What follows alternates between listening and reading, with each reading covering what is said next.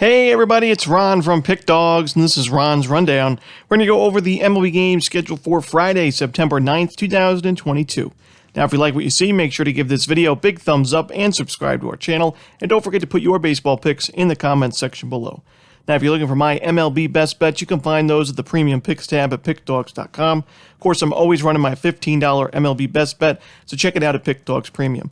Also, I want to mention you can check out the NFL edition of Ron's Rundown. I'm going to put a link in the comments section below, going over every single game for Week 1 of the NFL season, so check it out. Alrighty, here we go. Here are the games for Friday, September 9th in the MLB.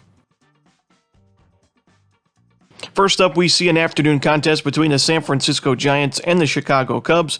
We're going to see Drew Smyly and Carlos Rodon, so a pair of lefties on the mound for this one. The Giants are in the top 10 in team OPS and isolated power against lefties in the last month, although they do have a pretty high strikeout rate against southpaws.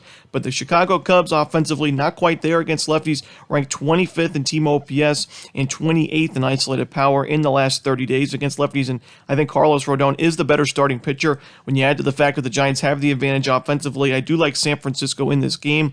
Now, I don't love the Giants bullpen, that's for sure, but I do think the Chicago Cubs have their own issues in their bullpen. I think the Cubs could have a bottom 5 bullpen in the league right now, so I don't really give it an advantage to either team. I think Rodon can give the Giants 6-7 sharp innings, and that should be enough for a Giants win in this one on the road. So give me the San Francisco Giants on the money line in this one.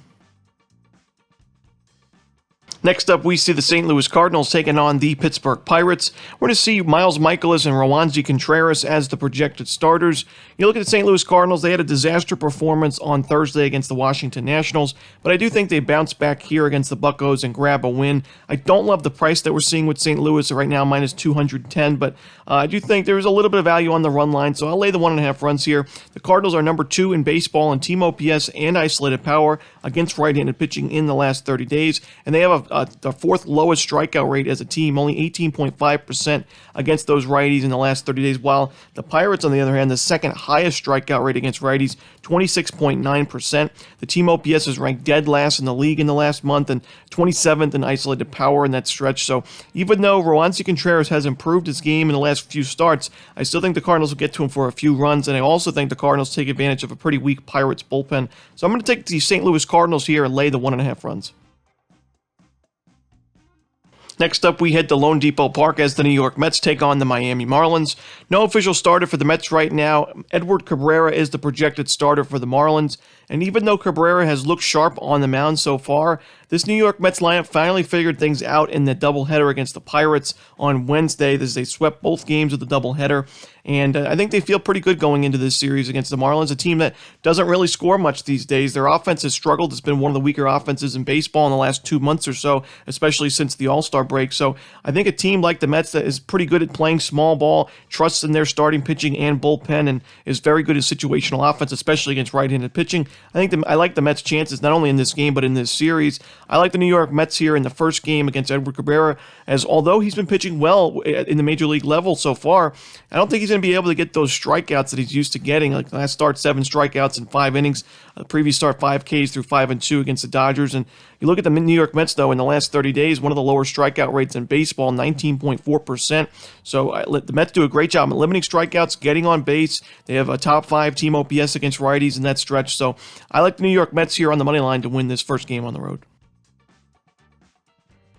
Next up, we see an AL East rivalry between the Tampa Bay Rays and the New York Yankees. No official starter for the Yankees right now. We should see Drew Rasmussen going for the Rays, and although he's been pitching well this season, I much prefer to take him in his home starts at Tropicana Field, a 1.97 ERA there, than on the road where he's got a 3.59 ERA. Fewer strikeouts, more home runs allowed, more walks allowed, a much higher opponent's batting average. So I do think the Yankees have the advantage there. It does look like Frankie Matas may be the starter in this game. I'm seeing him listed on a few websites. He pitched really well against this Rays lineup back in the last series at Tropicana Field as he went 5 innings, only giving up 1 hit, no walks, no earned runs, and 7 strikeouts in a Yankees 2-1 victory. So I'm going to take the New York Yankees at home at Yankee Stadium. We'll have to see where the price is and who the official starter is for New York, but I do like the Yankees in a lean right now. Next up, we see another AL East matchup between the Boston Red Sox and the Baltimore Orioles. Brian Bayo for the Red Sox, Austin Voth for the Orioles. Austin Voth last start only going 3 1/3 innings pitched against the A's.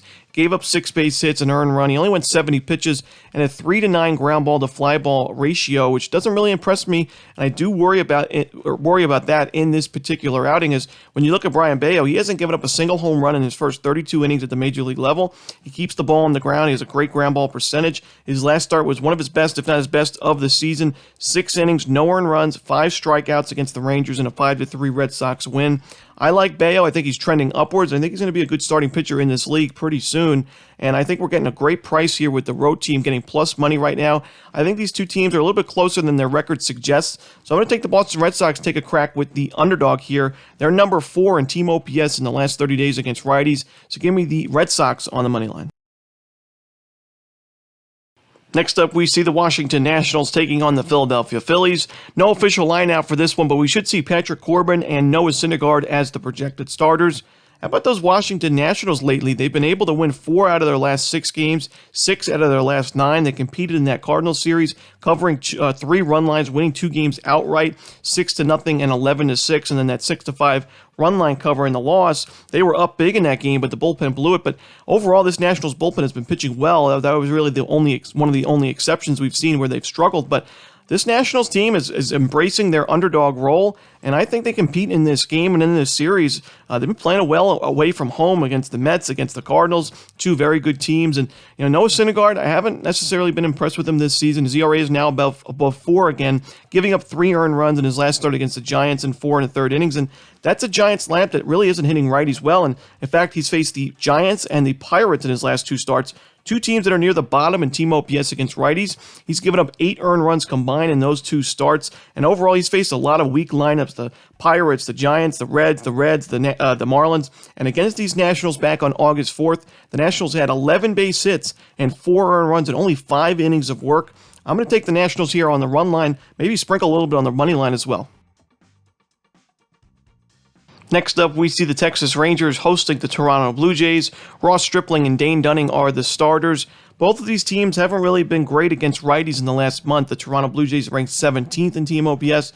The Rangers ranked 18th, so right neck and neck there. In terms of isolated power, the Blue Jays ranked 19th, the Rangers ranked 20th, so Blue Jays just a little bit of an advantage. But when it comes to strikeout percentage against righties, that's where the difference maker is. The Rangers the 5th highest strikeout rate against righties in the last month. The Blue Jays the 3rd lowest, and I also trust Ross Stripling a lot more on the mound here. I also trust the Blue Jays bullpen here, so I think the Blue Jays have a good amount of advantages in this game, and we're actually not getting too bad of a price.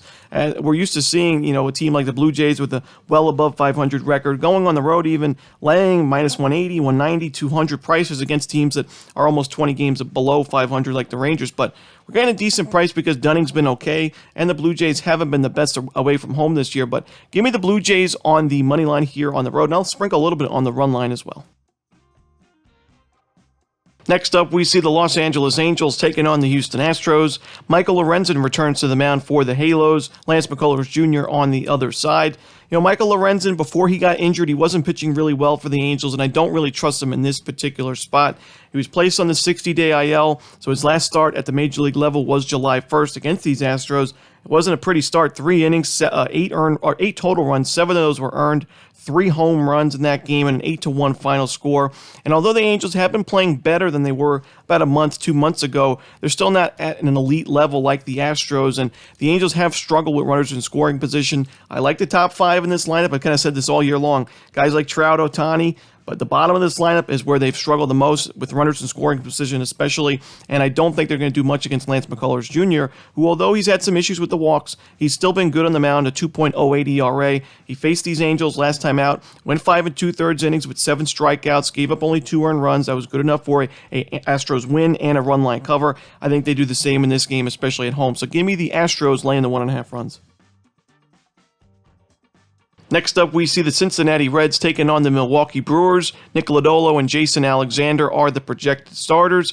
while the Brewers are the better team, that's for sure, I don't think you can lay minus 145 with Jason Alexander on the mound in this game, considering how well Nick Lodolo has pitched after his rough start to the year. His last start, 6 innings, 9 strikeouts against the Rockies, didn't give up a single earned run, and overall now a 3.95 ERA. He's got 91 strikeouts and 73 innings pitched, and he's facing a Brewers lineup that has not been good against lefties this season, and in the last month that's been the case as well. 27th in team OPS for the Brewers, and against lefties, isolated power numbers are better, but still ranked 20th, so outside the top 50 or top 15 teams, and the highest strikeout rate, 30.5%, even higher than the Miami Marlins that the Brewers have against those lefties. So Nick Lodolo, a guy that can earn some strikeouts, facing a team that's susceptible to the strikeout. I do think Lodolo pitches well, and Jason Alexander, a 5.03 ERA this season. The Cincinnati Reds don't have the best bats in the league, that's for sure, but Alexander's given up a good amount of runs. He's given up home runs. He's walking batters. He doesn't earn a lot of strikeouts, only 37 strikeouts in 62 innings pitched.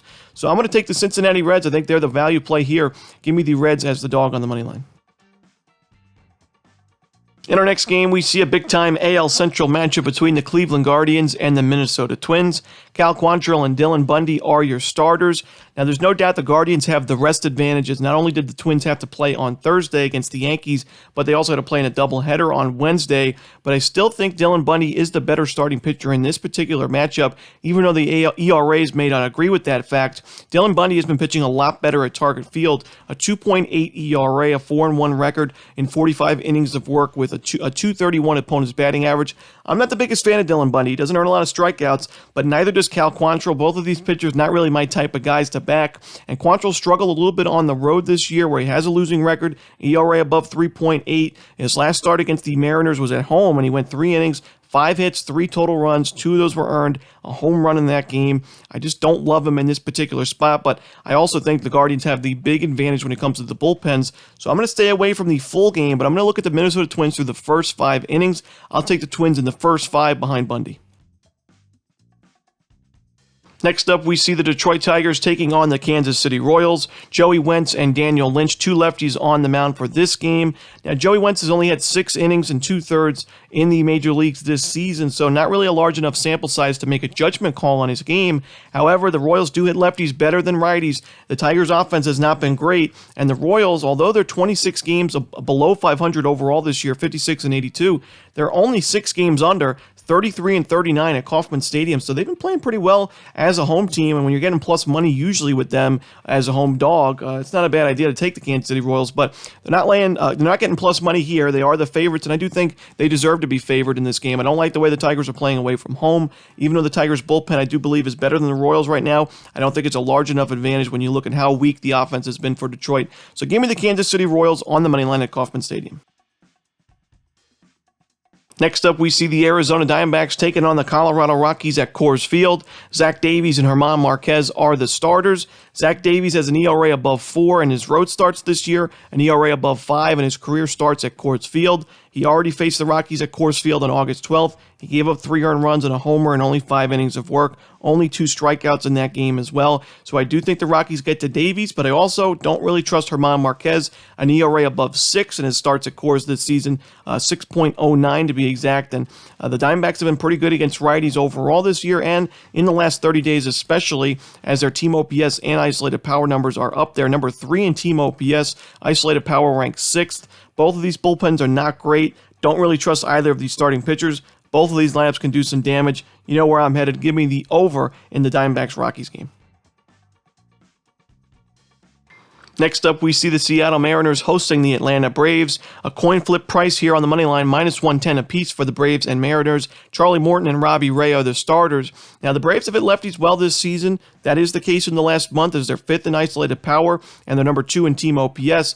The big thing about Atlanta is this year is sometimes they have had some issues with the strikeouts, especially against right-handed pitching. However, the thing for me is the last 30 days, the Braves have not had an issue with striking out against lefties. A 17.2% K rate in 268 plate appearances against lefties. That's 3rd lowest in baseball. So Robbie Ray may be known as a power pitcher, but The strikeout numbers for him this year, not as good as last season. His last start, only 3 Ks through 6 innings of work against the Guardians. Now, he didn't give up a single earned run. However, the strikeout number's not always there for Ray this year, and I do think the Braves have the advantage offensively. Charlie Morton's got an ERA above 4, but I do think he's looked a lot better on the mound since the All-Star break than he was in the first half of the season. His ERA away from home isn't great, that's for sure, but there's a reason this game is priced at a coin flip. There's going to be some advantages and disadvantages for each team. I trust the Braves lineup and bullpen just a little bit more, and Charlie Morton as well, so give me the Atlanta Braves at -110.